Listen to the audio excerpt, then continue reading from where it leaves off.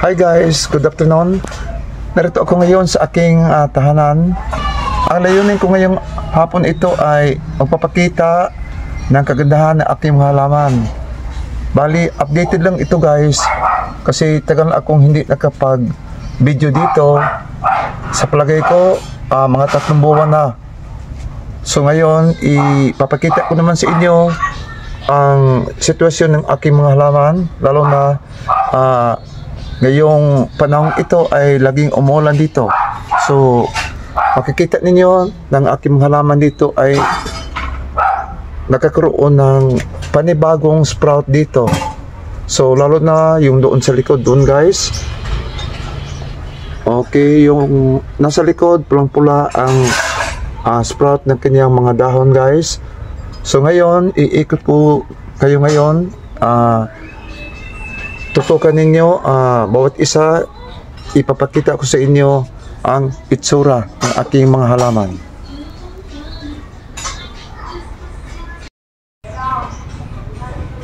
Ito guys, hinarap ko na ang ating kamera. Ang nasa harap ko, ito ang front view at ito ang makikita niyo sa itaas guys ng aking kamera, yung Huggies triangle. Makikita naman ninyo ako'y nagsasalita dito at yung nasa likod ay yun ang ating mga halaman guys. So tingnan niyo guys ang updated ng aking mga halaman guys. So dito tayo magsimula guys, dito.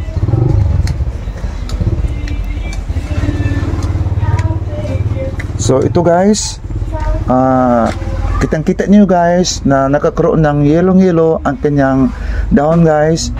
Ito ay tinatawag na lemon lime. So napakaganda sa kanyang hugis ng dahon, yellow. Saka yung dito sa itaas guys, ito ay monstera guys. Hindi ito variegated guys, nakagapang na doon sa madang itaas guys. Ito guys, ito ang tinatawag na anthurium. Bali 5 paso ito guys, dikit-dikit sila guys. Hindi ko na masyadong ipapakita sa inyo ang kanyang paso kasi natatabon ito ng mga iba pang klaseng halaman guys. Kitang-kita naman ninyo ang kanyang mga dahon. Ang hugis ng kanyang mga dahon ay napaka-green.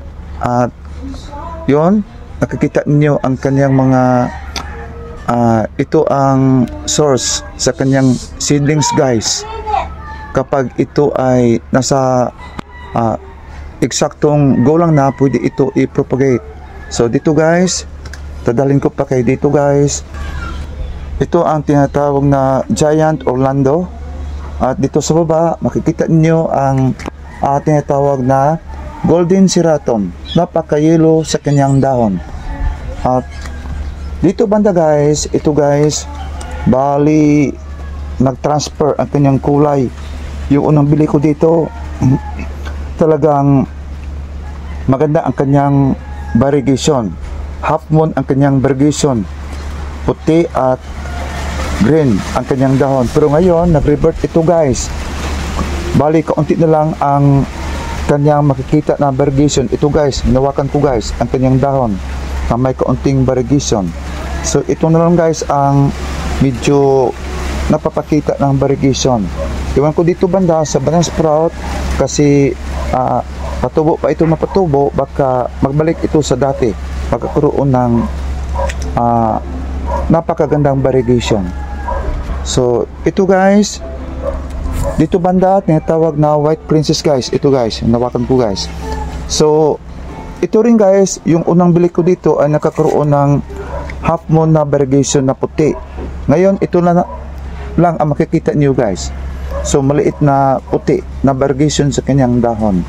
So karamihan sa variegated na mga halaman ko dito na binili ko dati ay nag-revert. So balik kaunti na lang na variegation ang kanyang makikita. So ito guys, matagal ko na rin ito sa akin guys. Ito ang unang binili ko dati, yung usop pang mga laman. Yon, nagkakaroon pa ng variegation, tricolors. Merong puti, merong yellow, at putik-puntik sa kanyang dahon. Ito ay tinatawag na ring of fire. So malaki talaga ito guys, pwede na ito i-propagate.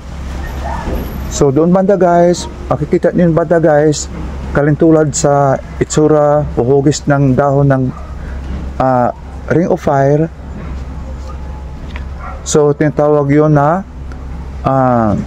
siratum. So tatlong puno yun doon guys. Hindi ko maapakan patungo doon guys kasi masikip ang lugar na ito. Walang lugar na mayapakan dito. So ipaplas ko na lang ito guys. So ito guys, makikita niyo guys,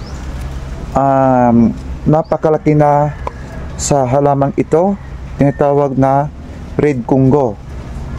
Yun guys, lumalabas na ang kanyang mga ugat. Pwede na talaga ito i-propagate. Hinayaan ko na lang ito guys, palaking ko na lang ito. Tapos dito nakagapang, makikita niyo ang nakagapang na paraiso verde guys. Napakalaki na rin ito. Ito ang kanyang itsura ng kanyang dahon. So napakaganda sa kanyang variegation. So yung doon pa guys, yung mga dahon doon, nakagapang na talaga siya sa puno ng kawayan guys. Yung Cervi poste na nilagay ko dito, pinagapang ko na lang ito guys para sila ay tumubo ng maayos dito at makakaroon ng napakalaking tubo. So yung kanyang ugat guys, doon na nakagapang sa baba guys, sa lupa na talaga nakagapang. Niyaan ko na lang guys. So lahat-lahat ng mga ugat dito sa mga halamang ito ay lumalabas na lahat guys, at doon na gumagapang sa lupa. Ito guys, sikip talaga ang halaman dito guys. Yung iba nasa ilalim. So yun, makikita ninyo guys, yung yellow ang kanyang mga dahon. Yun ay tinatawag na